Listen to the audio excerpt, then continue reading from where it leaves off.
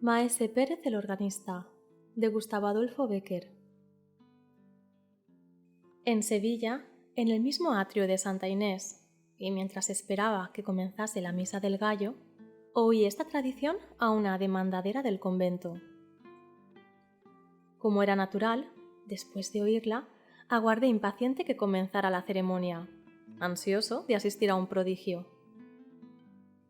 Nada menos prodigioso, sin embargo, que el órgano de Santa Inés, ni nada más vulgar que los insulsos motetes que nos regaló su organista aquella noche.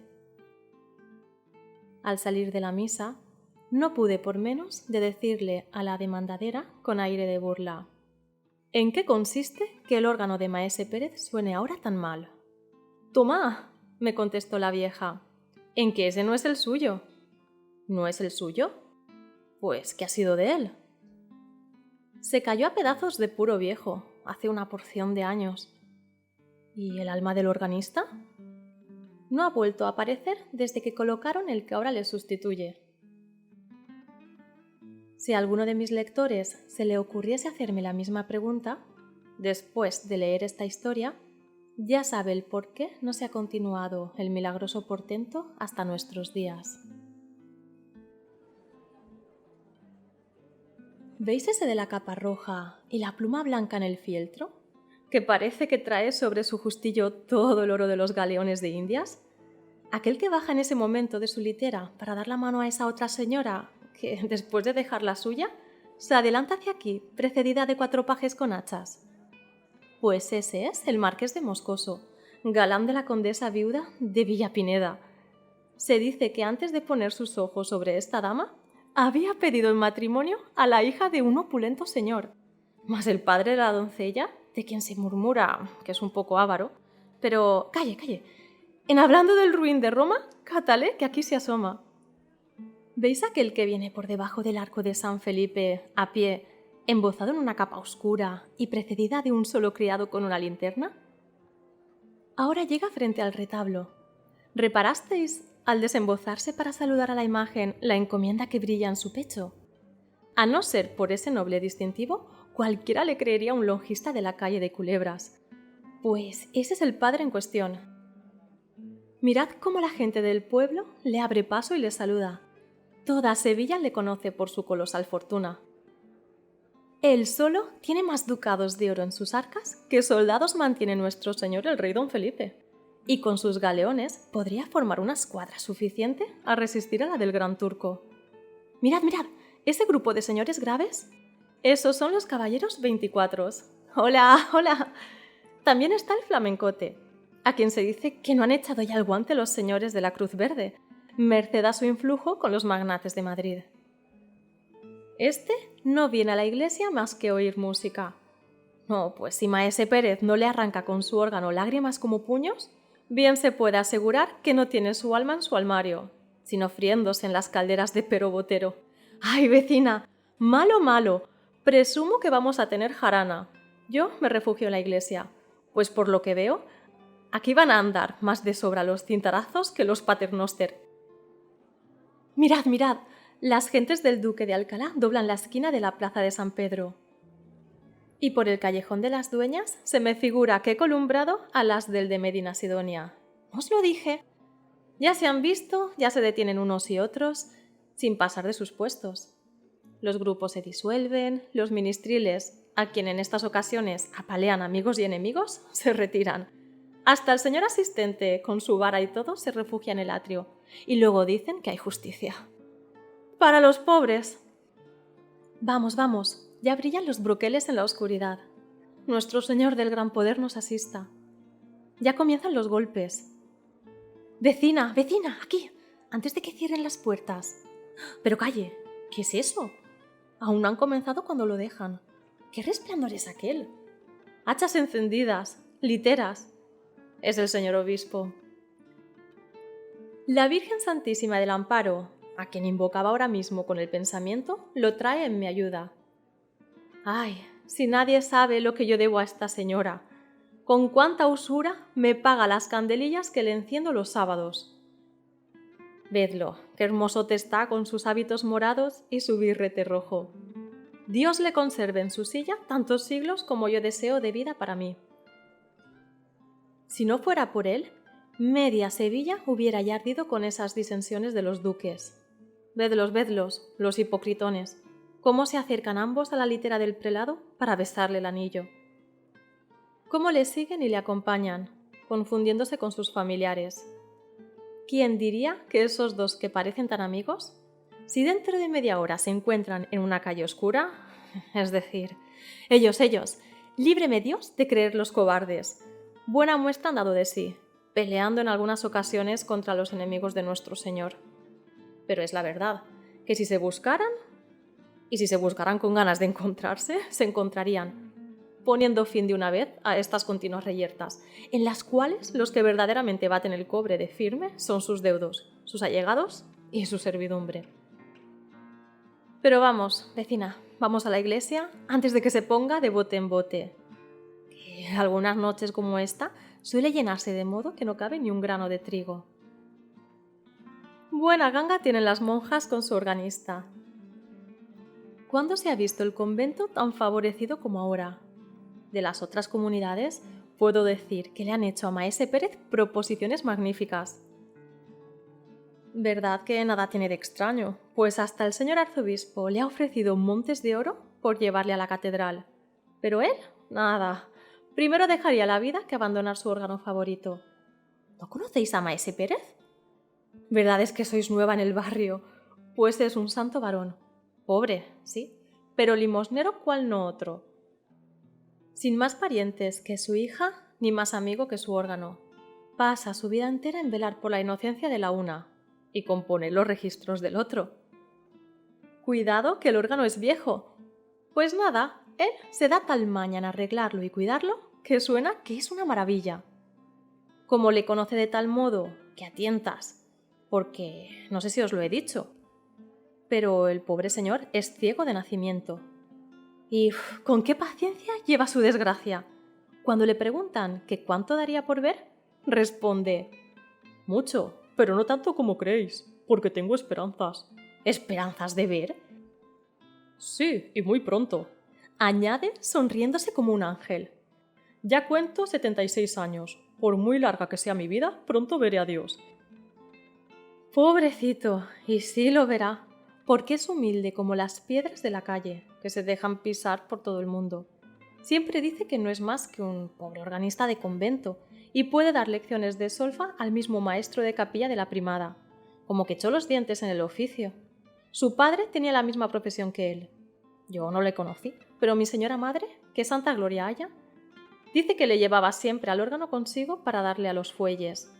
Luego, el muchacho mostró tales disposiciones que, como era natural, a la muerte de su padre heredó el cargo.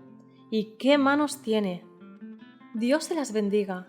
Merecería que se las llevaran a la calle de chicarreros y se las engarzasen en oro.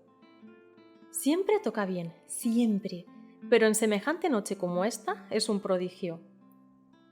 Él tiene una gran devoción por esta ceremonia de la Misa del Gallo, y cuando levantan la sagrada forma al punto y hora de las 12, que es cuando vino al mundo nuestro Señor Jesucristo, las voces de su órgano son voces de ángeles. En fin, ¿para qué tengo de ponderarle lo que esta noche oirá? Baste el ver cómo todo lo demás florido de Sevilla, hasta el mismo señor arzobispo, vienen a un humilde convento para escucharle, y no se crea que solo la gente sabida y a la que se le alcanza esto de la solfa conocen su mérito, sino que hasta el populacho. Todas esas bandadas que veis llegar con teas encendidas, entonando villancicos con gritos desaforados al compás de los panderos, las sonajas y las zambombas, contra su costumbre, que es la de alborotar las iglesias, callan como muertos cuando pone Maese Pérez las manos en el órgano. Y cuando alzan, no se siente una mosca. De todos los ojos caen lagrimones tamaños, y al concluir se oye como un suspiro inmenso que no es otra cosa que la respiración de los circunstantes, contenida mientras dura la música. Pero vamos, que ya han dejado de tocar las campanas y va a comenzar la misa. Vamos adentro.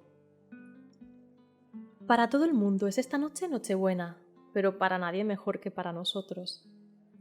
Esto diciendo la buena mujer que había servido de cicerone a su vecina, atravesó el atrio del convento de Santa Inés y codazo en este, empujón en aquel, se internó en el templo, perdiéndose entre la muchedumbre que se agolpaba en la puerta. La iglesia estaba iluminada con una profusión asombrosa. El torrente de luz que se desprendía de los altares para llenar sus ámbitos chispeaba en los ricos joyeles de las damas, que, arrodillándose sobre los cojines de terciopelo que tendían los pajes y tomando el libro de oraciones de manos de las dueñas, vinieron a formar un brillante círculo alrededor de la verja del presbiterio. Junto a aquella verja, de pie, envueltos en sus capas de color galoneadas de oro, dejando entrever con estudiado descuido las encomiendas rojas y verdes, en la una mano el fieltro, cuyas plumas pesaban los tapices, la otra sobre los bruñidos gavilanes del estoque o acariciando el pomo del cincelado puñal, los caballeros 24, con gran parte de lo mejor de la nobleza sevillana, parecían formar un muro, destinado a defender a sus hijas y a sus esposas del contacto de la plebe. Esta, que se agitaba en el fondo de las naves, con un rumor parecido al del mar cuando se alborota, prorrumpió en una aclamación de júbilo, acompañada del discordante sonido de las sonajas y los panderos. Al mirar aparecer al arzobispo, el cual, después de sentarse junto al altar mayor, bajo un solio de grana que rodearon sus familiares, echó por 3 veces la bendición al pueblo. Era la hora de que comenzase la misa. Transcurrieron, sin embargo, algunos minutos sin que el celebrante apareciese. La multitud comenzaba a rebullirse, demostrando su impaciencia. Los caballeros cambiaban entre sí algunas palabras a media voz, y el arzobispo mandó a la sacristía a uno de sus familiares a inquirir el por qué no comenzaba la ceremonia. Maese Pérez se ha puesto malo, muy malo, y será imposible que asista esta noche a la misa de medianoche. Esta fue la respuesta del familiar. La noticia cundió instantáneamente entre la muchedumbre. Pintar el efecto desagradable que causó en todo el mundo sería cosa imposible. Baste decir que comenzó a notarse tal bullicio en el templo que el asistente se puso de pie y los alguaciles entraron a imponer silencio, confundiéndose entre las apiñadas olas de la multitud. En aquel momento, un hombre mal trazado, seco, huesudo y bisojo por añadidura, se adelantó hasta el sitio que ocupaba el prelado. «Maese Pérez está enfermo», dijo. «La ceremonia no puede empezar. Si queréis, yo tocaré el órgano en su ausencia, que ni Maese Pérez es el primer organista del mundo, ni a su muerte dejará de usarse este instrumento por falta de inteligente». El arzobispo hizo una señal de asentimiento con la cabeza, y ya algunos de los fieles que conocían a aquel personaje extraño por un organista envidioso, enemigo del de Santa Inés, comenzaban a prorrumpir en exclamaciones de disgusto, cuando de improviso se oyó en el atrio un ruido espantoso.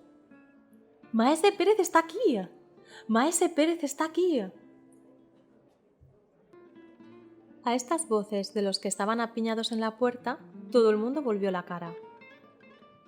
Maese Pérez, pálido y desencajado, entraba en efecto en la iglesia, conducido en un sillón, que todos se disputaban el honor de llevar a sus hombros.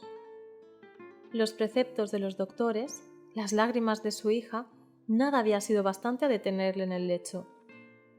«No», había dicho, «esta es la última, lo conozco y no quiero morir sin visitar mi órgano. Y esta noche sobre todo, la Nochebuena. Vamos, lo quiero, lo mando, vamos a la iglesia». Sus deseos se habían cumplido. Los concurrentes le subieron en brazos a la tribuna y comenzó la misa.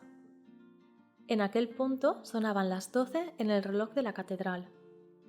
Pasó el introito y el evangelio y el ofertorio, y llegó el instante solemne en que el sacerdote, después de haberla consagrado, toma con la extremidad de sus dedos la sagrada forma y comienza a elevarla. Una nube de incienso que se desenvolvía en ondas azuladas llenó el ámbito de la iglesia. Las campanillas repicaron con un sonido vibrante y Maese Pérez puso sus crispadas manos sobre las teclas del órgano. Las 100 voces de sus tubos de metal resonaron en un acorde majestuoso y prolongado, que se perdió poco a poco, como si una ráfaga de aire hubiese arrebatado sus últimos ecos. A este primer acorde, que parecía una voz que se elevaba desde la tierra al cielo, respondió otro lejano y suave que fue creciendo, creciendo hasta convertirse en un torrente de atronadora armonía. Era la voz de los ángeles que, atravesando los espacios, llegaba al mundo. Después comenzaron a oírse como unos himnos distantes que entonaban las jerarquías de serafines, 1000 himnos a la vez, que al confundirse formaban uno solo, que no obstante era no más el acompañamiento de una extraña melodía, que parecía flotar sobre aquel océano de misteriosos ecos, como un jirón de niebla sobre las olas del mar. Luego fueron perdiéndose unos cantos, después otros. La combinación se simplificaba. Ya no eran más que 2 voces, cuyos ecos se confundían entre sí. Luego quedó una aislada, sosteniendo una nota brillante como un hilo de luz. El sacerdote inclinó la frente, y por encima de su cabeza cana, y como a través de una gasa azul que fingía el humo del incienso, apareció la hostia a los ojos de los fieles. En aquel instante, la nota que Maese Pérez sostenía trinando se abrió, y una explosión de armonía gigante estremeció la iglesia, en cuyos ángulos zumbaba el aire comprimido, y cuyos vidrios de colores se estremecían en sus angostos ajimeces. De cada una de las notas que formaban aquel magnífico acorde se desarrolló un tema, y unos cerca, otros lejos, estos brillantes, aquellos sordos. Diríase que las aguas y los pájaros, las brisas y las frondas, los hombres y los ángeles, la tierra y los cielos, cantaban cada cual en su idioma un himno al nacimiento del Salvador. La multitud escuchaba atónica y suspendida. En todos los ojos había una lágrima, en todos los espíritus un profundo recogimiento. El sacerdote que oficiaba sentía temblar sus manos, porque aquel que levantaba en ellas, aquel a quien saludaban hombres y arcángeles, era su Dios, y le parecía haber visto abrirse los cielos y transfigurarse la hostia. El órgano proseguía sonando, pero sus voces se apagaban gradualmente, como una voz que se pierde de eco en eco y se aleja y se debilita al alejarse, cuando de pronto sonó un grito en la tribuna, un grito desgarrador, agudo, un grito de mujer.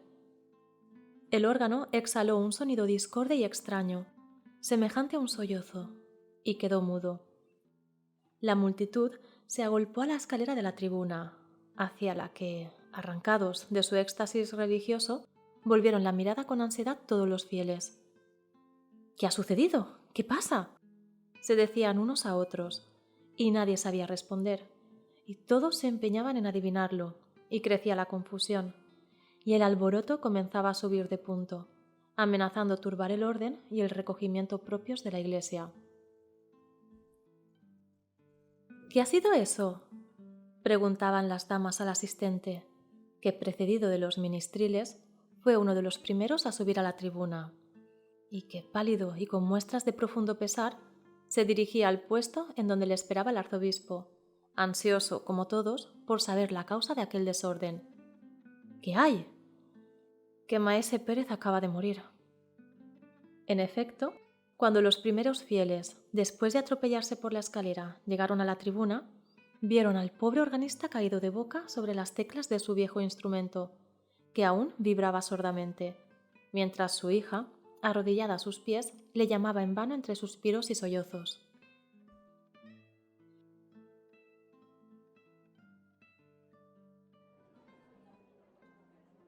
Buenas noches, mi señora doña Baltasara. ¿También usted viene esta noche a la misa del gallo? Por mi parte, tenía hecha intención de irla a oír a la parroquia. Pero lo que sucede... ¿Dónde va Vicente? ¿Dónde va la gente?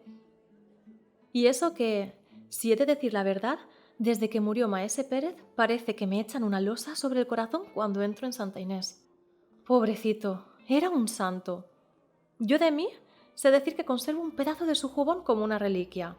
Y lo merece.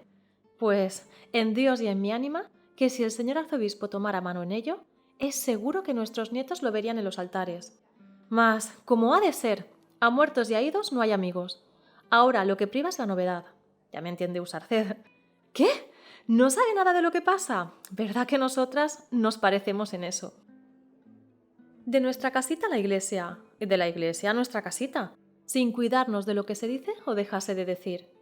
Solo que yo, así al vuelo, una palabra de acá, otra de acullá, sin ganas de enterarme siquiera, suelo estar al corriente de algunas novedades. Pues sí, señor, parece cosa hecha que el organista de San Román, aquel bisojo que siempre está echando pestes de los otros organistas, Perdulariote, que más parece jifero de la Puerta de la Carne que maestro de solfa, va a tocar esta Nochebuena en lugar de Maese Pérez.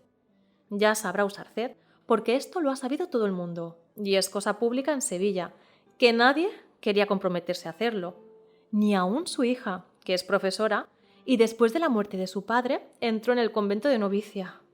Y era natural, acostumbrados a oír aquellas maravillas, cualquiera otra cosa había de parecernos mala, por más que quisieran evitarse las comparaciones. Pues cuando ya la comunidad había decidido que, en honor del difunto y como muestra de respeto a su memoria, permanecería callado el órgano en esta noche, hete aquí que se presenta nuestro hombre, diciendo que él se atreve a tocarlo. No hay nada más atrevido que la ignorancia. Cierto que la culpa no es suya, sino de los que le consienten esta profanación. Pero así va el mundo. Y digo, no es cosa la gente que acude. Cualquiera diría que nada ha cambiado desde un año a otro. Los mismos personajes, el mismo lujo, los mismos empellones en la puerta, la misma animación en el atrio, la misma multitud en el templo. ¡Ay, si levantara la cabeza el muerto! Se volvería a morir por no oír su órgano tocado por manos semejantes. Lo que tiene que, si es verdad lo que me han dicho la gente del barrio, le preparan una buena al intruso. Cuando llegue el momento de poner la mano sobre las teclas, va a comenzar una algarabía de sonajas, panderos y zambombas que no hay más que oír.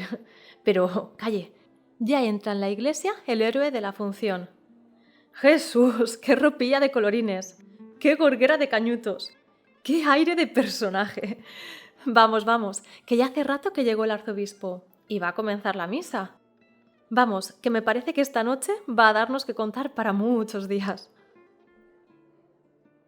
Esto diciendo la buena mujer, que ya conocen nuestros lectores por sus exabruptos de locuacidad. Penetró en Santa Inés, abriéndose, según costumbre, un camino entre la multitud a fuerza de empellones y codazos. Ya se había dado principio a la ceremonia. El templo estaba tan brillante como el año anterior. El nuevo organista, después de atravesar por en medio de los fieles que ocupaban las naves para ir a besar el anillo del prelado, había subido a la tribuna, donde tocaba unos tras otros los registros del órgano, con una gravedad tan afectada como ridícula. Entre la gente menuda que se apiñaba a los pies de la iglesia, se oía un rumor sordo y confuso, cierto presagio de que la tempestad comenzaba a fraguarse y no tardaría mucho en dejarse sentir. «Es un truán, que por no hacer nada bien, ni aun mira a derechas», decían los unos. «Es un ignorantón, que después de haber puesto el órgano de su parroquia peor que una carraca, viene a profanar el de Maese Pérez», decían los otros. Y mientras éste se desembarazaba del capote para prepararse a darle de firme a su pandero, y aquel apercibía sus sonajas y todos se disponían a hacer bulla a más y mejor, solo alguno que otro se aventuraba a defender tibiamente al extraño personaje, cuyo porte orgulloso y pendantesco hacía tan notable contraposición con la modesta apariencia y la afable bondad del difunto Maese Pérez. Al fin llegó el esperado momento, el momento solemne en que el sacerdote, después de inclinarse y murmurar algunas palabras santas, tomó la hostia en sus manos. Las campanillas repicaron, semejando su repique una lluvia de notas de cristal. Se elevaron las diáfanas ondas de incienso y sonó el órgano. Una estruendosa algarabía llegó a los ámbitos de la iglesia en aquel instante y ahogó su primer acorde. Zampoñas, gaitas, sonajas, panderos, todos los instrumentos del populacho alzaron sus discordantes voces a la vez, pero la confusión y el estrépito solo duró algunos segundos. Todos a la vez, como habían comenzado, enmudecieron de pronto. El segundo acorde, amplio, valiente, magnífico, se sostenía aún brotando de los tubos de metal del órgano, como una cascada de armonía inagotable y sonora. Cantos celestes como los que acarician los oídos en los momentos de éxtasis. Cantos que percibe el espíritu y no los puede repetir el labio. Notas sueltas de una melodía lejana, que suenan a intervalos traídas en las ráfagas del viento. Rumor de hojas que se besan en los árboles con un murmullo semejante al de la lluvia. Trinos de alondras que se levantan gorjeando de entre las flores como una saeta despedida a las nubes. Estruendos sin nombre, imponentes como los rugidos de una tempestad. Coros de serafines sin ritmo ni cadencia, ignota música del cielo que solo la imaginación comprende. Himnos alados que parecían remontarse al trono del Señor como una tromba de luz y de sonidos. Todo lo que expresaban las 100 voces del órgano, con más pujanza, con más misteriosa poesía, con más fantástico color que lo habían expresado nunca. Cuando el organista bajó de la tribuna, la muchedumbre que se agolpó a la escalera fue tanta y tanto su afán por verle y admirarle, que el asistente, temiendo, no sin razón, que le ahogaran entre todos, mandó a alguno de los ministriles para que, vara en mano, le fueran abriendo camino hasta llegar al altar mayor, donde el prelado le esperaba. «Ya veis», le dijo este último cuando le trajeron a su presencia, «vengo desde mi palacio aquí solo para escucharos. ¿Seréis tan cruel como maese Pérez, que nunca quiso excusarme el viaje, tocando la Nochebuena en la misa de la catedral?» «El año que viene», respondió el organista, «prometo daros gusto, pues por todo el oro de la tierra no volvería a tocar este órgano». «¿Y por qué?», interrumpió el prelado. «Porque», añadió el organista, procurando dominar la emoción que se revelaba en la palidez de su rostro, «porque es viejo y malo, y no puede expresar todo lo que se quiere». El arzobispo se retiró, seguido de sus familiares. Unas tras otras, las literas de los señores fueron desfilando y perdiéndose en las revueltas de las calles vecinas. Los grupos del atrio se disolvieron, dispersándose los fieles en distintas direcciones. Y ya la demandadera se disponía a cerrar las puertas de la entrada del atrio, cuando se divisaban aún 2 mujeres que, después de persignarse y murmurar una oración ante el retablo del arco de San Felipe, prosiguieron su camino, internándose en el callejón de las dueñas. «¿Qué quiere usarced, mi señora doña Baltasara?», decía la una. «Yo soy de este genial.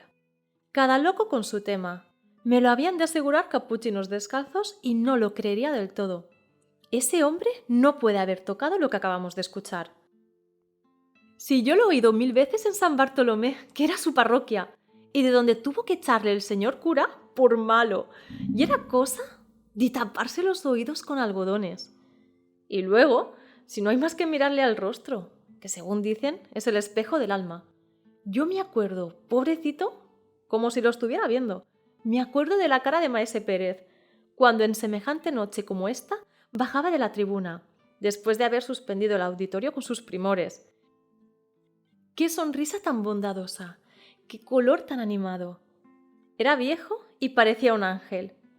No que éste ha bajado las escaleras a trompicones, como si le ladrase un perro en la meseta y con un color de difuntos y unas... Vamos, mi señora doña Baltasara, créame usarced y créame con todas veras. Yo sospecho que aquí hay busilis». Comentando las últimas palabras, las 2 mujeres doblaban la esquina del callejón y desaparecían. Creemos inútil decir a nuestros lectores quién era una de ellas.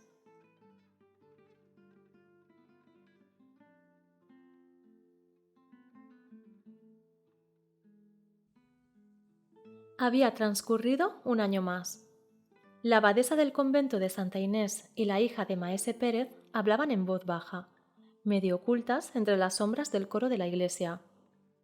El esquilón llamaba a voz herida a los fieles desde la torre, y alguna que otra rara persona atravesaba el atrio, silencioso y desierto esta vez. Y después de tomar el agua bendita en la puerta, Escogía un puesto en un rincón de las naves, donde unos cuantos vecinos del barrio esperaban tranquilamente que comenzara la misa del gallo. «Ya lo veis», decía la superiora, «vuestro temor es sobremanera pueril. Nadie hay en el templo. Toda Sevilla acude en tropel a la catedral esta noche. Tocad vos el órgano y tocadle sin desconfianza de ninguna clase. Estaremos en comunidad». Pero proseguís callando, sin que cesen vuestros suspiros. ¿Qué os pasa? ¿Qué tenéis? Tengo miedo, exclamó la joven con un acento profundamente conmovido. ¿Miedo? ¿De qué? No sé, de una cosa sobrenatural. Anoche, mirad, yo os había oído decir que teníais empeño en que tocase el órgano en la misa, y ufana con esta distinción pensé arreglar sus registros y templarle, al fin de que hoy os sorprendiese. Vine al coro, sola, abrí la puerta que conduce a la tribuna. En el reloj de la catedral sonaba en aquel momento una hora, no sé cuál, pero las campanas eran tristísimas y muchas, muchas. Estuvieron sonando todo el tiempo que yo permanecí como clavada en el dintel, y aquel tiempo me pareció un siglo. La iglesia estaba desierta y oscura. Allá lejos, en el fondo, brillaba como una estrella perdida en el cielo de la noche, una luz moribunda, la luz de la lámpara que arde en el altar mayor. A sus reflejos debilísimos, que solo contribuían a hacer más visible todo el profundo horror de las sombras, le vi, madre, no lo dudéis, vi a un hombre que en silencio y vuelto de espaldas hacia el sitio en que yo estaba, recorría con una mano las teclas del órgano, mientras tocaba con la otra sus registros. Y el órgano sonaba, pero es que sonaba de una manera indescriptible. Cada una de sus notas parecía un sollozo ahogado dentro del tubo del metal, que vibraba con el aire comprimido en su hueco y reproducía el tono sordo, casi imperceptible, pero justo. Y el reloj de la catedral continuaba dando la hora, y el hombre aquel proseguía recorriendo las teclas. Yo oía hasta su respiración. El horror había helado la sangre de mis venas. Sentía en mi cuerpo como un frío glacial y en mis sienes fuego. Entonces quise gritar, pero no pude. El hombre aquel había vuelto la cara y me había mirado. Digo mal, no me había mirado, porque era ciego. Era mi padre. Bah, hermana, desechad esas fantasías con que el enemigo malo procura turbar las imaginaciones débiles. Rezad un paternoster y un ave María al arcángel San Miguel, jefe de las milicias celestiales, para que os asista contra los malos espíritus. Llevad al cuello un escapulario tocado en la reliquia de San Pacomio, abogado contra las tentaciones, y marchad, marchad a ocupar la tribuna del órgano. La misa va a comenzar, y ya esperan con impaciencia los fieles. Vuestro Padre está en el cielo, y desde allí, antes que daros susto, bajará a inspirar a su hija en esta ceremonia solemne, para el objeto de tan especial devoción. La priora fue a ocupar su sillón en el coro en medio de la comunidad. La hija de maese Pérez abrió con mano temblorosa la puerta de la tribuna para sentarse en el banquillo del órgano, y comenzó la misa. Comenzó la misa y prosiguió sin que ocurriese nada de notable hasta que llegó la consagración. En aquel momento sonó el órgano, y al mismo tiempo que el órgano, un grito de la hija de maese Pérez. La superiora, las monjas y algunos de los fieles corrieron a la tribuna. «¡Miradle! ¡Miradle!», decía la joven, fijando sus desencajados ojos en el banquillo, de donde se había levantado, asombrada, para agarrarse con sus manos convulsas al barandal de la tribuna. Todo el mundo fijó sus miradas en aquel punto. El órgano estaba solo, y no obstante, el órgano seguía sonando. Sonando como solo los arcángeles podrían imitarlo en sus raptos de místico alborozo. ¿No os lo dije yo 1 y 1000 veces? Mi señora doña Baltasara, ¿no os lo dije yo? Aquí hay busilis, oídlo. ¿Qué? ¿No estuvisteis anoche en la misa del gallo? Pero, en fin, ya sabréis lo que pasó. En toda Sevilla no se habla de otra cosa. El señor arzobispo está hecho, y con razón, una furia. Haber dejado de asistir a Santa Inés, no haber podido presenciar el portento. ¿Y para qué? Para oír una cencerrada, porque personas que lo oyeron dicen que lo que hizo el dichoso organista de San Bartolomé en la catedral no fue otra cosa. Si lo decía yo, eso no puede haberlo tocado el bisojo.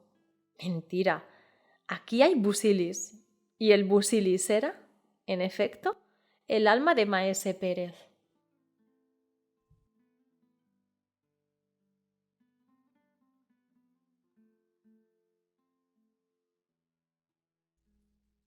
Si te ha gustado este relato, dale a like y suscríbete a nuestro canal.